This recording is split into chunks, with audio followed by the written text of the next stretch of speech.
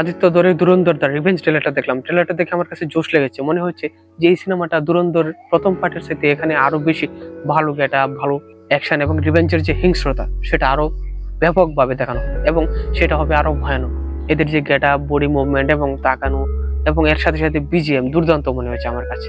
এবং রণবীরের সাথে চৌধুরী আসলাম এবং মেজর ইকবালের যে ক্যারেক্টারের দ্বন্দ্বটা হবে সেটাও মনে হচ্ছে যে খুব মারাত্মক লেভেলের হবে এবং সেটা দেখার জন্য কি খুব ইন্টারেস্টিং ফিল হচ্ছে। এবং মনে হচ্ছে এখানে মেজর ইকবালের যে ক্যারেক্টারটা সেটা আরো বেশি হিংস্র হবে। প্রথম পার্টে যদিও তার উপস্থিতি অল্প ছিল, কিন্তু এখানে যতটুকু উপস্থিতি হয় আমার কাছে মনে হচ্ছে যে ফাটিয়ে দিবে এরকম মনে হচ্ছে। তো এই সিনেমাটা কিন্তু টক্সিকের সাথে ক্ল্যাশ করার কথা ছিল, যদিও পিছিয়ে দিয়েছে, কিন্তু আমার কাছে মনে হয় যে টক্সিক যদি নাও পিছাতো তাহলে এই সিনেমাটা ভালো করতো। কারণ এই সিনেমার দর্শক বিশেষত যারা প্রথম পার্ট দেখেছে, এবং প্রথম পার্টটা বিশাল একটা সফল সিনেমা, যারা প্রথম পার্টটা দেখেছে তারা তো এই সিনেমাটা অবশ্যই দেখতো। আর যারা প্রথমবার হলে গিয়ে দেখে নেয় তারাও কিন্তু এই সিনেমার ওটিটি প্ল্যাটফর্মে আসার পরে এই সিনেমা দেখে এনজয় করেছে। সুতরাং এই সিনেমা দেখার জন্য কিন্তু প্রচুর অডিয়েন্স আছে এবং এই সিনেমাটা ক্ল্যাশ হলেও কিন্তু ভালো ব্যবসা করতে এরকম মনে হয়। এবং এই সিনেমার story build up, get up এবং ভিজুয়ালের কাজও মনে হচ্ছে খুব ভালো হবে। ট্রেলার দেখে অন্তত এটা আইডিয়া হচ্ছে। এবং এখানে রেহমান ডাকাতের চাইতে আরো হিংস্র হিসাবে আসবে মেজর ইকবাল, কেননা তার কথা বলার ভঙ্গি এবং তাকানো এবং গেট আপে কিন্তু সেটাই মনে হচ্ছে। কিন্তু এখানে কথা হচ্ছে ট্রেলারটা ছিল 3.5 মিনিট, অর্থাৎ 3 মিনিট 26 সেকেন্ডের। সেখানে কিন্তু আমরা বেশিরভাগ অংশ জুড়ে রণবীরকে পাই এবং তার যে গেট আপ, অ্যাকশন এবং রিভেঞ্জ নেওয়ার যে একটা মারদাঙ্গা ভাব এবং লাইরিতে রাজত্ব করার ইঙ্গিত সেগুলো আমরা পাই ট্রেলারের বেশিরভাগ অংশ জুড়ে। কিন্তু মেজর ইকবাল এবং চৌধুরী আসলামের যে দুইটা ক্যারেক্টার, এই দুইটা ক্যারেক্টারের উপস্থিতি ট্রেলারের মধ্যে খুবই অল্প।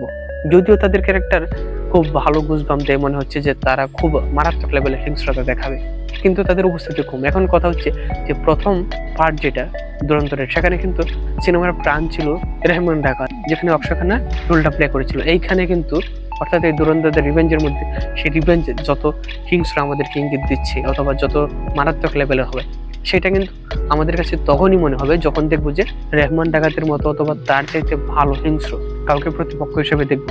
যেমন ওখানে রেহমান ডাকাত ছিল, এখানে মেজর ইকবালকে আমরা পাবো এরকম মনে হচ্ছে। তার যতটুকু প্রেজেন্স রয়েছে ট্রেলারের মধ্যে সেটুকু থাকে। তো সেইটা যদি মেজর ইকবাল ক্যারেক্টারটা করতে পারে এবং খুব ভালো রিভেঞ্জ নেওয়ার মতন টক্কর দিতে পারে, এবং যদি মনে হয় যে আসলে এটা রেহমান ডাকাতের সাথে আরো হিংস্র হবে এবং শিয়ানের টক্কর হয়েছে, এরকম যদি মনে হয় তবেই তুরন্দারের প্রথম পার্টের সাথে আরো বেশি এন্টারটেইনিং হবে এবং আরো বেশি ব্যবসা করবে এবং দেখে এনজয় করা যাবে। কিন্তু কতটুকু আসলে পারবে সেটা হচ্ছে সিনেমা রিলিজ হওয়ার পরে আমরা দেখতে পাবো।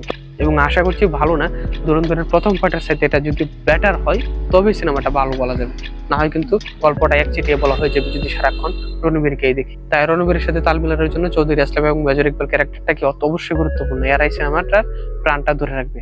তো আমার কাছে এরকম মনে হচ্ছে। আপনারা যারা ট্রেলারটি ইতিমধ্যে দেখে ফেলেছেন, আপনারা আমার এই ব্যাপারের সাথে এগ্রি করেন কিনা সেটা কমেন্টে জানাতে পারেন এবং সিনেমা নিয়ে নতুন নতুন তথ্য পেতে, আপডেট পেতে আমাদের সাথে থাকুন। আজকে তাহলে পর্যন্ত, সবাইকে ধন্যবাদ।